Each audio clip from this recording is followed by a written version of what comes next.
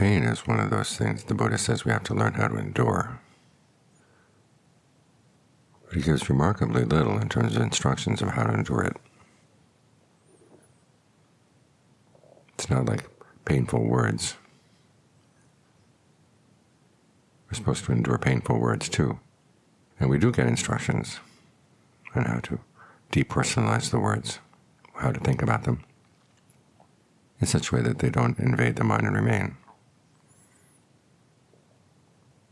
As for physical pains, the Buddha says that similarly we should try to keep the pains from invading the mind and remaining there. That should be our intention with regard to them. In other words, we don't want them to go away necessarily. At least we don't make that our purpose in dealing with them.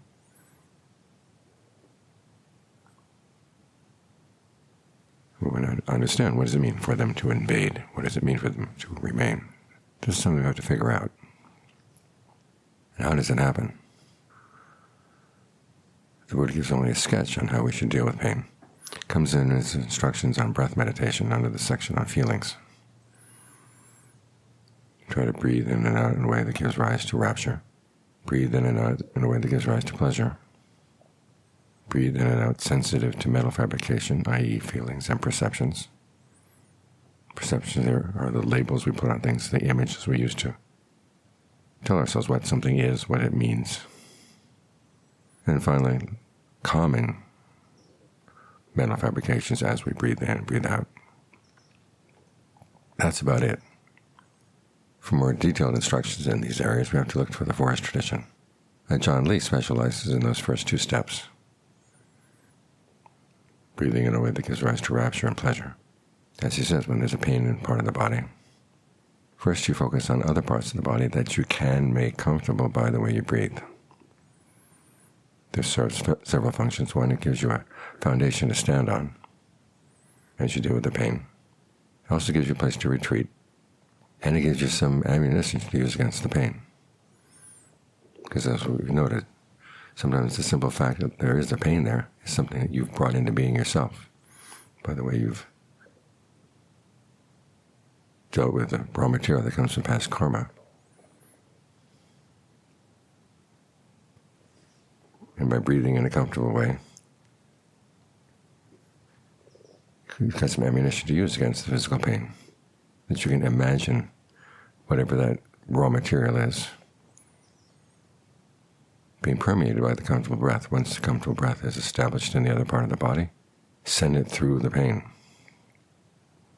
See if that undoes some of the subconscious things you're doing to aggravate the pain, or even maintain the pain. Sometimes we put a wall up around the pain in hopes of confining it, but that actually maintains it. The source of the pain may have gone away, but the wall is still there, and it's still painful. So breathe through the pain. As the comfortable breath goes through, make sure it goes through and doesn't stop at the wall formed by the pain. You may sense that as you breathe, you're using the painful parts of the body to do the breathing. They're the most obvious parts when there's pain in different sections. So think of the more comfortable parts doing the breathing. The painful parts get a free ride. Think of the breath permeating them and going out the other side. See what that does. At the same time, you're changing the balance of power. Instead of running away from the pain, you face it, and you've got some ammunition to face it with.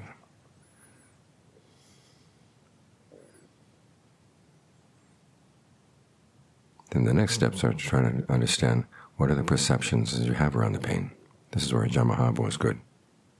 When he talks about perceptions, that's, of course, mental fabrication. But mental fabrications come together with verbal fabrications. In other words, the way you talk to yourself also comes together with the act of attention and the factor of name and form and dependent co-arising. So attention has to do with the questions you ask. Verbal fabrication has to do with the stories you tell yourself. You start questioning your perceptions, questioning your stories around the pain. One of the big stories you may have is that the pain has been here for such an amount of time, and it's going to continue being here for such an amount of time. And all of a sudden you've got the present moment weighed down by past and future pain. So that's a story you've got to stop. The past pain is gone. Tell yourself it's nowhere to be found. You can't go rummaging back in the past to find it. It's gone. It's no longer there to weigh you down. Future pain hasn't come yet. Why do you have this story where you stitch things together? The pain was here and it's going to be there. Why do you do that? Just try to be with the pain as it is right now. Then you can question your perceptions. Do you see the pain as being the same thing as the body? As we said, sometimes we use the painful parts of the body to do the breathing, as if they were one and the same thing. So can you see that the body is made of the properties of earth, water, wind, fire, solidity, liquidity, energy, warmth. The pain is something else. It may seem to be solid, or it may seem to be hot, but those are perceptions that we've glommed onto the pain. Can you separate them out? Sometimes you try to separate them and they will go on their own. So you get at it in a more indirect way. But just to ask yourself, where is the sharpest point of the pain right now? Asking that question and following through changes the balance of power again. Instead of running away from the pain, you run at it. Like the stories of the forested Johns, doing walking meditation at night and getting more and more convinced that there's a tiger crouching beside the path. And instead of running away from the tiger, they run at it. It turns out there was nothing there.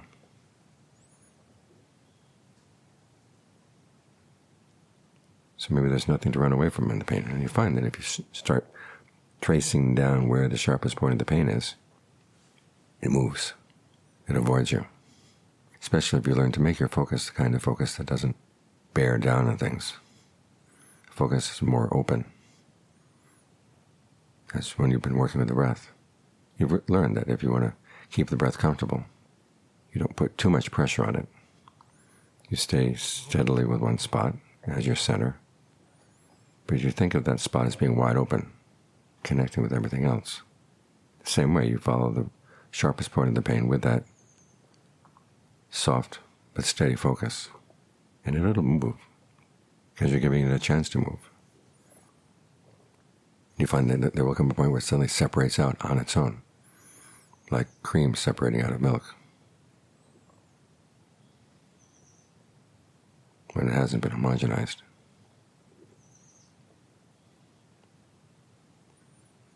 You can ask yourself if the pain is a solid block. What's its shape? What's its color in your mind? To remind yourself, pain has no shape, it has no color. Those are just perceptions. Drop those perceptions, see what happens.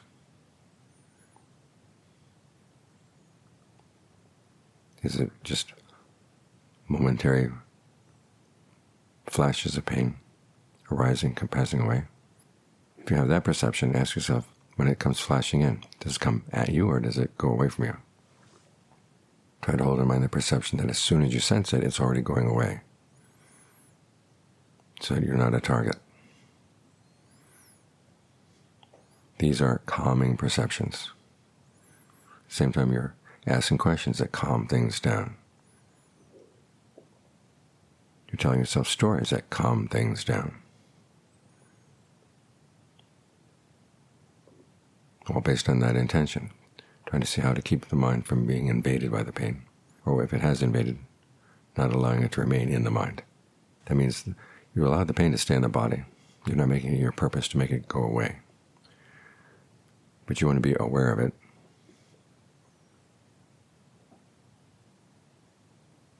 So that you're not sitting here waiting, when will the pain go away, when will the pain go away? You're asking yourself, no. How can I be right here, next to the pain, but not pained by it? Be with the pain, but not suffer from it.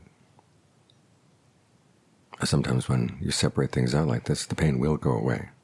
Again, that's because what you've been doing around the pain has actually been continuing to create the pain. Other times it'll still be there. That's the raw material coming in from your past karma right now. But it's there in the body, it doesn't have to be in the mind. Remember the Buddhist comment about wisdom. It's not seeing the oneness of all things, it's seeing things as separate. Things that you've glommed together in the past, you begin to realize they are separate things. Because they're separate, they don't have to weigh things down.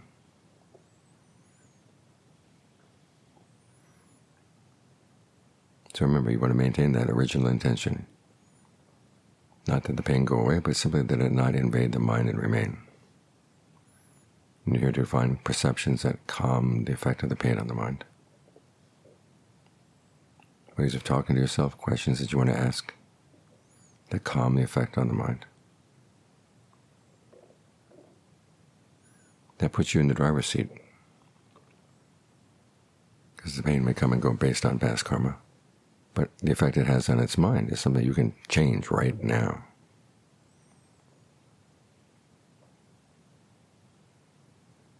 We've got these tools. The Buddha points them out to you. The Four Sajjans give you some ideas of how you can use them. It's up to you now to develop these skills.